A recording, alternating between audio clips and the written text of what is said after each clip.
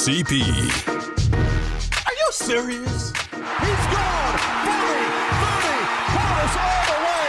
Touchdown Redskins, 64 yards! 26 minutes. He's pretty sharp, you know. He'll coach you up on the Miami guys and everything else. He's kind of fun to be around. Got an opinion too. You know, I've been blessed to have the opportunity to go out and be myself and say the things that I say, and you know, for the outside world, they can deal with it how they deal with it. 26 minutes with Clinton Portis. CP. Teach him something. 26 minutes, episode 16, and man, do we have a lot for you all. Where do we start? Monica McNutt, Jake Crenstrifles. We got to start with the Skins, but Mason Foster's DMs, okay? Mason Foster has some touchy responses to fans. What do you all think about I want to give the whole piece of this, though, because I want people to apply their own context the best they can. DMV followers tweeted this out. It's a screenshot of Mason Foster's conversation with a fan. The fan says, "Keep your head up. We definitely have to get better, but we have to move on and get ready for the next game. Never be satisfied like most people. Aim for greatness." To which Mason replies, edited, "Screw this team and this fan base." 6 laughing emojis. The fan goes back to point out, you know, it's tough, but it sucks for everybody. Keep fighting, bro. We're all not enjoying this right now. I don't think that this is serious. Yeah, I don't think that's serious neither. I think people take, especially in a moment like this where everyone is sensitive, where everyone is on edge, you look at Mason Foster as a human being, you look at Mason Foster as a player, and you say, well, this is a good guy, this is a high character guy. So when you look at that, even with the laughing emojis, people don't, like, everyone takes everything out of context. If you put laughing emojis or exclamation points or something behind, that's like, you know, this is not serious. Now, if that was a different, that response isn't even required for what the original text say.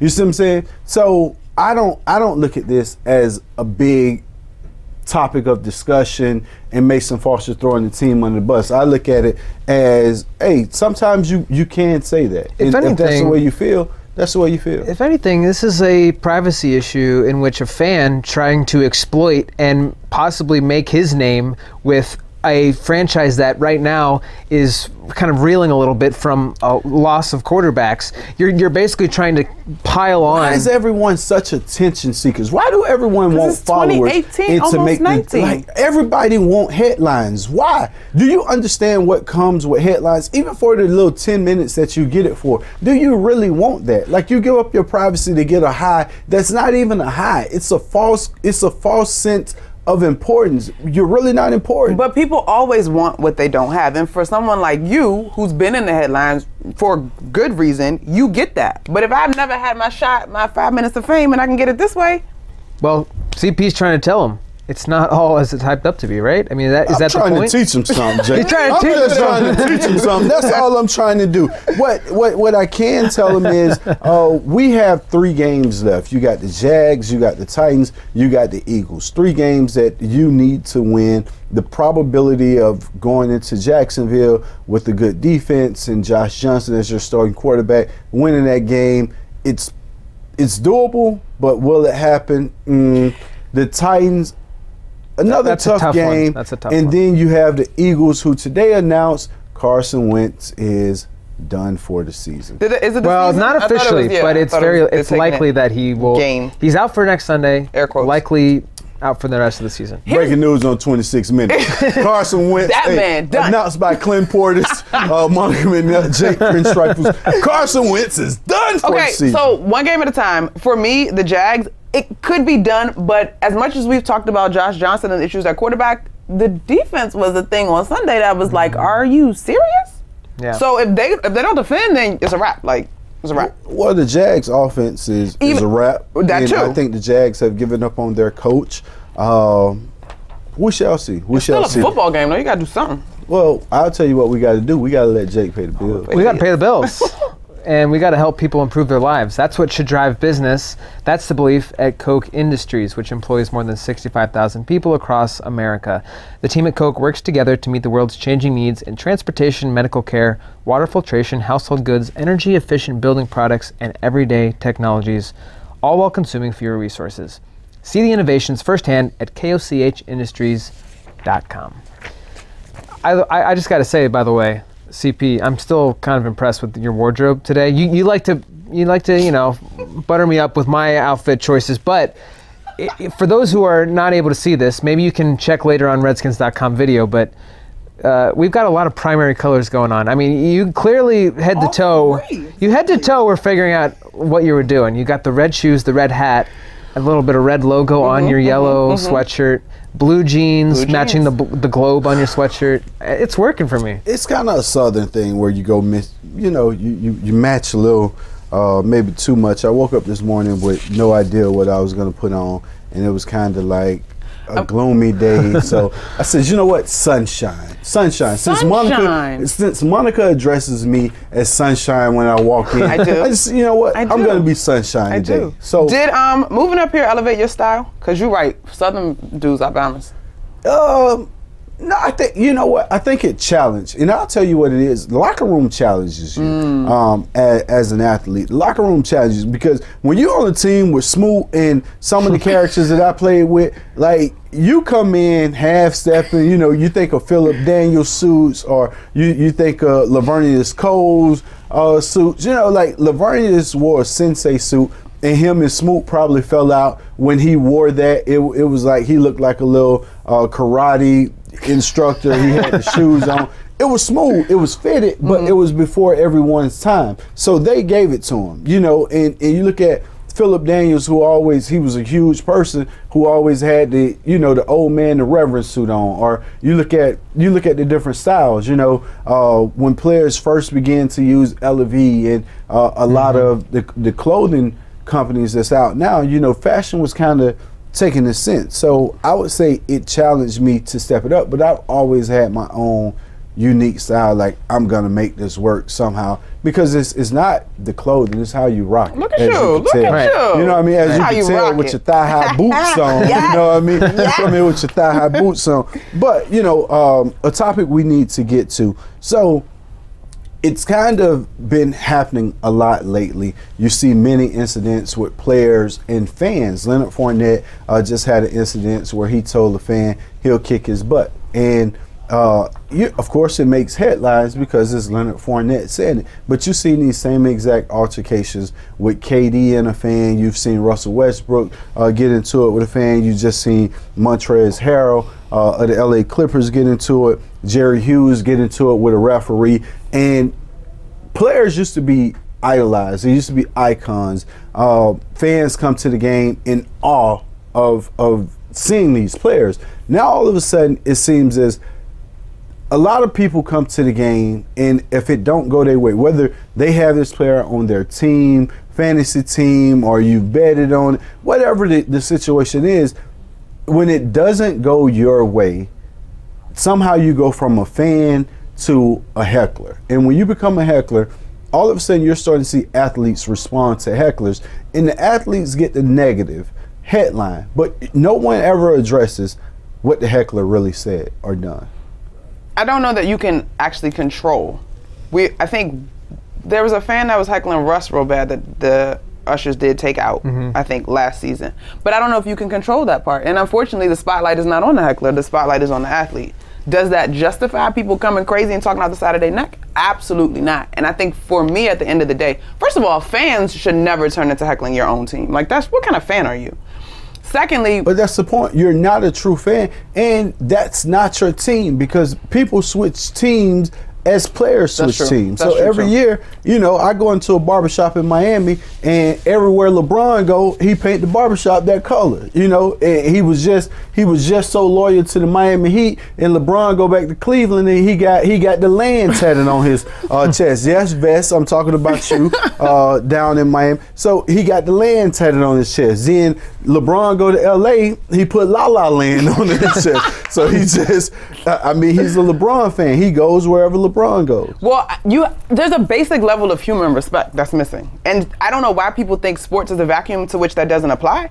Outside of you talking trash to me on the court or on the field and I respect you, everybody else in the stands, you need to stay in your role. I think it helps too with, social media is always something to be blamed in society today. But there is a sense that because social media's prevalence now is so large, that everyone feels that they are entitled to tell somebody else something on there. So you have the access through social media. So when you show up at a game, you can do that. You can do it. It just is the same, and it all makes. So this is what bothers me in a society where the number one thing we point out is bullying. Everyone talks about bullying. Who was being bullied? Someone got bullied.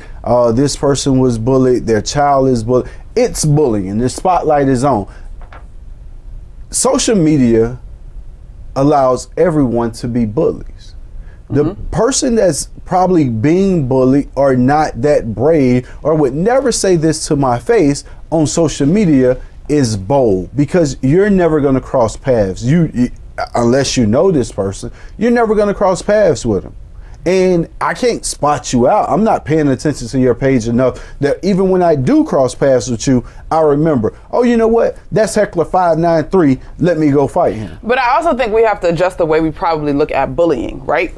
There's usually a power dynamic when you think of being bullied, right? Like the bully is the person with the power, and then you got this wimp. So I don't know if people see themselves as bullying when they're coming at athletes, because as far as I'm concerned, you make all the money in the world and your life is golden. But you want me to be bullies the or wimp. trolls. I mean, you call them trolls too. Yeah, so trolls, you want me to be the wimp, but when I respond, I'm wrong. And I agree with you, don't get me wrong, but I'm trying to get into the psyche of a troll. Now we're holding athletes to almost an impossible standard where they're supposed to take everything and not respond, not respond to anything. And if you do respond, you don't win. I mean, you really don't.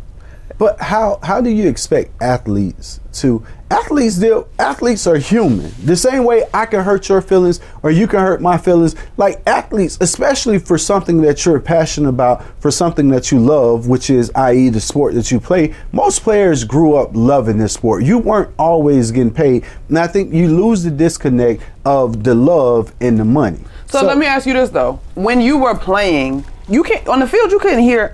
Could you hear? On the field, soon as you step to the sideline. Right, I was about to say. Yeah. So, for you, did you hear that stuff?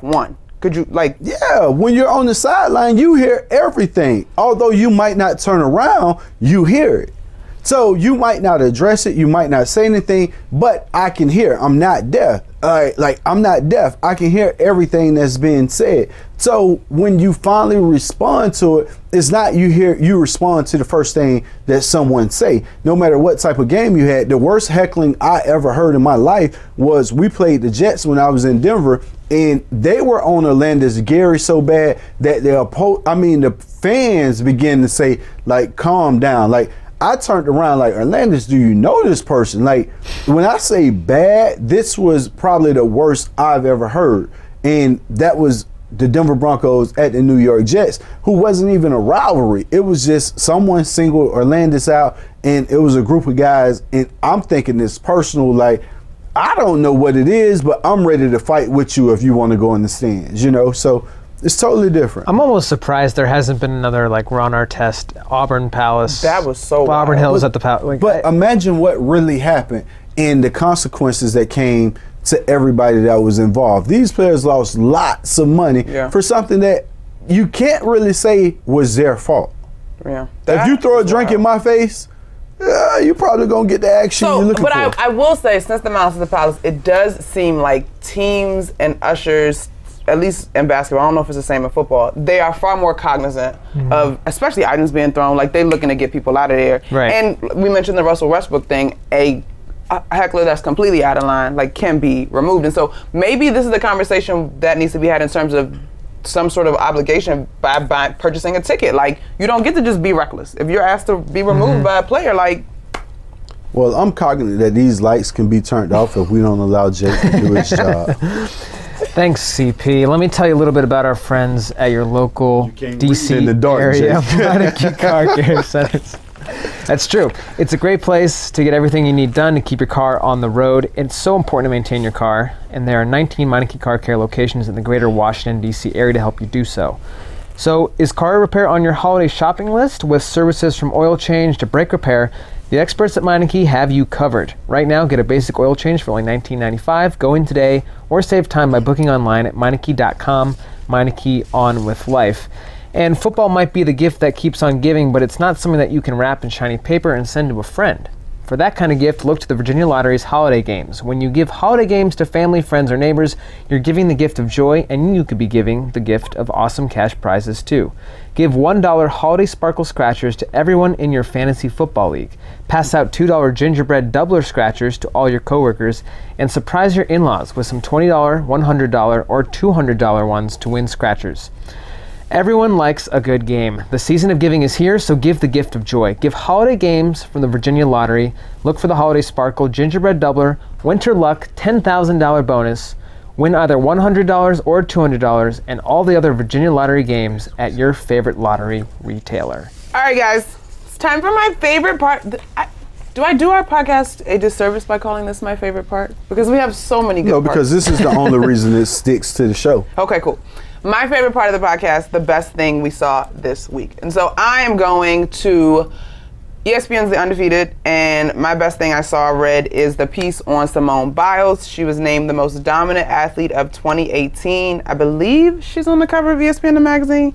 Not 100% sure. But this young lady has an incredible story. As you know, she was adopted. She's a world-class Olympian, obviously. And she was also involved with the Larry Nassar thing coming forward in terms of speaking her truth on the Me Too movement. And so the article just follows her around the world.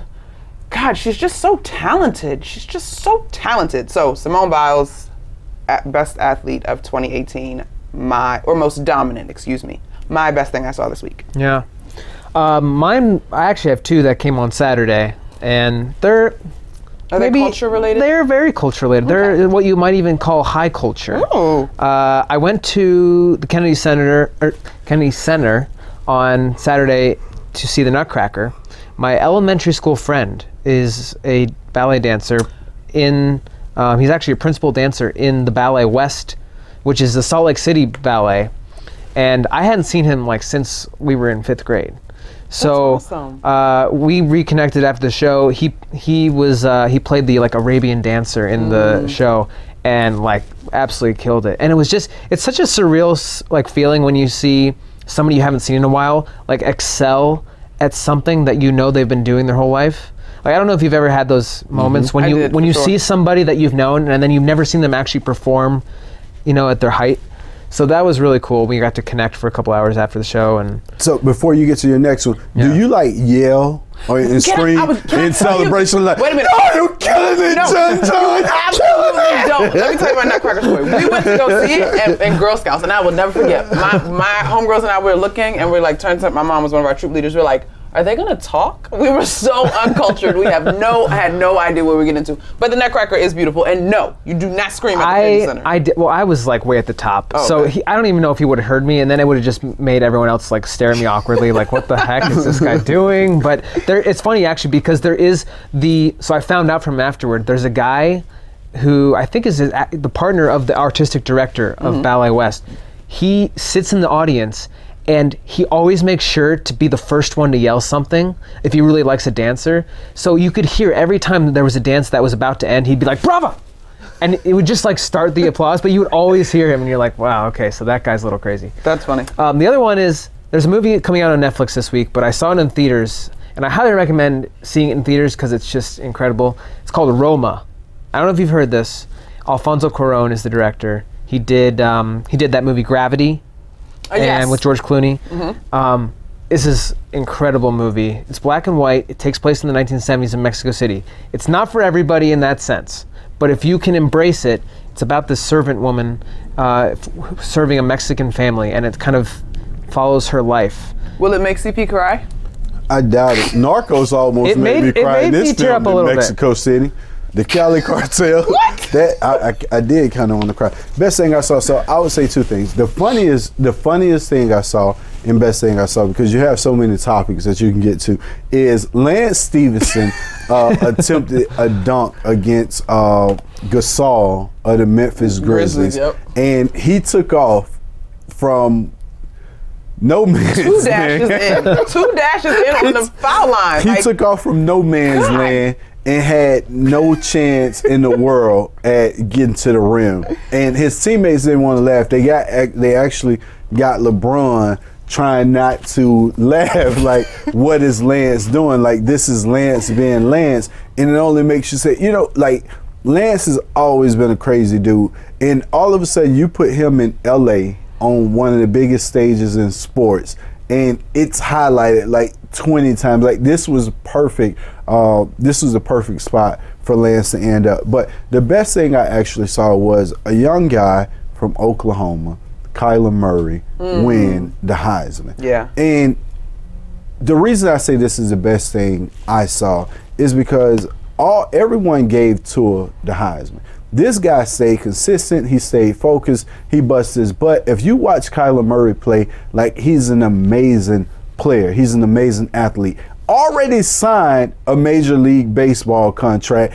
Already said he's leaving after the season. So you get one season of football and you go out and win the Heisman. One season of football, you go out and win the Heisman. But the best thing about it is all the negativity that came after he won the Heisman. So supposedly some tweets from his younger days, why people shouldn't tweet, why you shouldn't go back and forth on social media, why you got to be careful of what you post, which, again, like Mason Foster's response, is taken out of context to me. But he steps up, he owns it. Hey, I was young, I was immature, and this was a conversation to my friend. This wasn't even directed at someone I don't know. This is me calling out my friend in a joking manner, but the entire world put the pressure on a 19-year-old or 18-year-old kid as if he's supposed to be the perfect product. And you ignore so many, you ignore so much of this, but the moment that you get your opportunity to shine, your moment of greatness,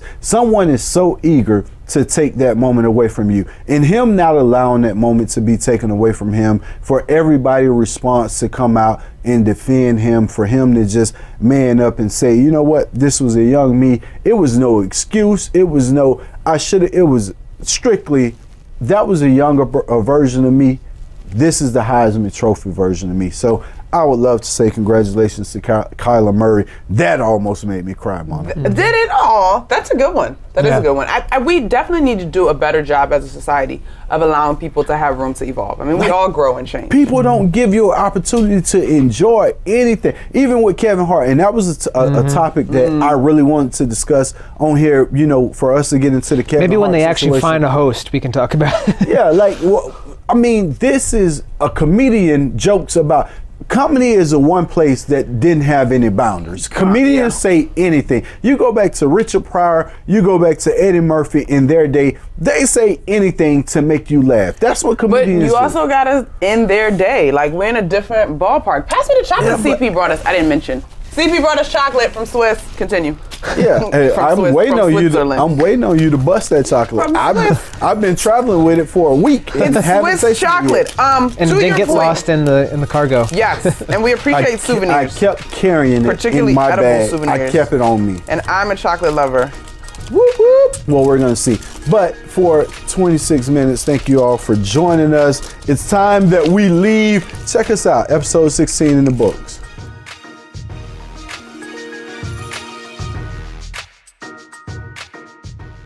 John Riggins here with a little tip. If you need a mortgage, take my advice and use the pros at McLean Mortgage. Buying a home can be stressful and filled with hassles. The experts at McLean Mortgage understand what an important financial investment your home is and will seamlessly guide you through the process to successful home ownership. Smooth, amazing, easy, professional, and first rate are just some of the reviews from their tens of thousands of homeowners, including me. I trust McLean Mortgage, and I hope you will too. Check them out at McLeanMortgage.com. This is Rick Goslin with the Talk of Fame Network. This NFL season, FanDuel has more ways to win than ever before. New Beat the Score contests pay out everyone who hits a certain score. Now it's easy to find your friends and challenge them to play head-to-head fantasy contests for cash or bragging rights. New players, try FanDuel today and get a $20 bonus when you make your first deposit. Just sign up at FanDuel.com/Rick. New users only. Bonus not available for withdrawal. State and age restrictions apply. For eligibility rules, terms, and conditions, go to FanDuel.com. Are uninvited pests ruining your plans? Let PMSI, the pest control partner of the Washington Redskins, handle it for you. Call today for your free inspection, and they'll work around your schedule to provide you the best solution possible to defend your home territory against pests of all kinds, including mold. Visit mypmsi.com for the game plan to control the pests on your home turf. That's mypmsi.com. Hail to the Redskins this year with gear from the official Redskins team store. From Nike player and personalized jerseys to a great selection of new era hats, the Redskins team store has you covered. Plus, we have an amazing variety of youth and ladies apparel and everything you need to throw the perfect tailgate party. And we have signs, flags, and collectibles for the perfect Redskins man cave. So hail to the Redskins in style at any of our 4 Redskins team stores or online anytime at RedskinsTeamStore.com. Welcome back to 26 Minutes Overtime. We're joined by Antwaan Randle-El, and he got Austin L off in the house today. L, let's get to it. So you look at sports, right? You look at sports as a overall in sports, and everything has gotten kind of friendly. You know, you just see LeBron and D Wade played their last game. D Wade set for retirement, so their goodbye, which is, you look at that and you're excited about it. You like, that was 2 competitive guys. How D Wade gonna go down in the history books? D Wade a bad man. And then you fast forward to the next generation, which is Giannis how you say his name? Antetokounmpo. Yeah. I'm sorry, Giannis. Man, we're not doing Milwaukee it on Bucks. Giannis, amazing player, one of the top players in the NBA, and it just comes out that he declined to go play with KD and LeBron and everybody while they were practicing. To train with those guys. And his words were, "We're not friends. We're not friends, and I don't need my opponent knowing my game. Like, I don't want you to know my game. I don't want to practice with you." So to see that brings me back, and it just makes me think of what sports was, the competition. Like, all of a sudden, everyone is friendly. Even when you look at football, NFL, everybody buddy. For me, in my time, after a game was over, if it was somebody that went to UM, hey, let me get that jersey because I know you. I never looked at the Brett Favres or the Randy Moss. Although I might have been a fan, I wasn't running over to ask Randy Moss, "Can I have your jersey?" But my teammates, guys that I knew from the U, "Hey, let me get that jersey after the game is over." When you look at this today, sports is so buddy, friendly. Does it take the competition side away? And what do you think about Giannis declining that? Well, the first thing, does it take the competition away? I don't think it does. I think it has to do with the actual player. If that player wants to be the best at what he's doing, it comes down to, I don't care how friendly or how buddy we are in training, I don't off see the it. court. I think competition is totally different when you can't appreciate someone. If I look at, if I'm a fan of LaDainian Tomlinson, right? As a fan of LaDainian Tomlinson, I know his talent. I know this man is going to bring it. But as a fierce competitor, when I'm going up against LaDainian, we ain't buddy. I'm not looking at LaDainian like, "Oh man, this man is good." I'm looking at LaDainian like, "Screw him, he gotta see me. And that's He's not better than me, and I'm gonna prove this." But that's the edge. As a friend, when you're friends with somebody, you don't really look at it like that. Well, I take that. I'm not gonna agree with that. Friends, like I done left. I played with the Steelers, and I came here, and we played them, I think, a year or 2 later.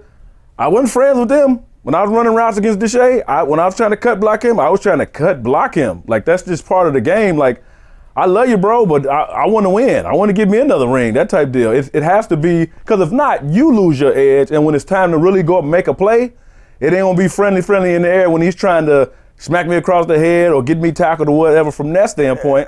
So you got to approach it still with that edge and have that desire to win, that urge, that anger to go out and play the game. The competitiveness has to be there. The friendliness, like you said, can happen after the game or in training in the offseason. But when we're in between the lines, it's tough. It's tough to say I'm gonna try to take it easy on my homeboy. I'm gonna double move you, score a touchdown, celebrate, and we can go hang out afterwards. Yeah. Sports is so different now. Yeah. That the competitiveness, especially in basketball, you didn't see, like, we found out after that Michael Jordan and Patrick Ewing and Charles Oakley and Barkley and Magic were friends. Right. When you watched them back in the day, Charles Oakley was the first person. I mean, Oakley was the first person trying to elbow Jordan in the eye. And that's what I'm saying. And that's when the game's over with, we can be friends. We can be buddy. You might see, like I guarantee you, Oakley talked about, man, I blacked your eye. Look at that. As they having a drink. That's part of it. Like it has to be. But when we on that court, I'm going after you. Now you talk about the situation with Giannis and him not wanting to train with KD and LeBron. I mean, he wants to be the guy. Right now, those two guys, they the guy. You know, they're the guys, so to speak. They're the tall guys in the league that can handle the ball and score. Those are the top two guys in the league that really can do that, and Giannis wants to be like them. Nah, he may not want to go train with them because he may feel, it's two things I look at. He may feel like, you know what, this is really a threat to me. He could be thinking that, or he could be saying, like he said, you know, really it comes down to I don't want them to really know what I got going on. I don't need their support. I'm going to do my own thing. And I guarantee you, down the road, if he gets up and he's accomplished some of what they've accomplished, we talk about two guys who won championships, two guys who've been MVP of the league. Adonis is trying to get there. Giannis, I think his name. He's trying to get there from that standpoint. So I would see and understand his perspective. Hey, I don't want to train with y'all. I'm trying to beat y'all. You know, so I can see both sides. So before we go more on basketball, you look at everybody pairing up, and lately it's been in the headlines. KD and Kawhi. What do you see of that duo pairing up, and where would you see it possibly happen? Well, I don't know. Obviously, we won't see it happen. It can't happen in Golden State. I would see it happen in. I could see it happen in Toronto. I could see that happening. What KD has done. So KD to Toronto. I could see that happening because they would once for the first thing, they're going to need some money to be able to bring him in from that perspective. I can see that happen that way. Or you could see it happening on a team that really is reeling and need players like that, but they would have to have a coach in place that can handle that. Well, the team said to have it is the Clippers, and their coach is Doc Rivers. So do you see that? I don't see it in the West. I don't see them coming together in the West and trying to compete in the West. The West is already with Houston, Golden State. I don't think they need to go to the East and meet in the West and meet in the championship, so to speak. Well, no matter what you see, the fans got an opportunity to see our opinion on Overtime. Tune in next week. We'll be back. That's it for Overtime. Randle-El, Portis. Peace out.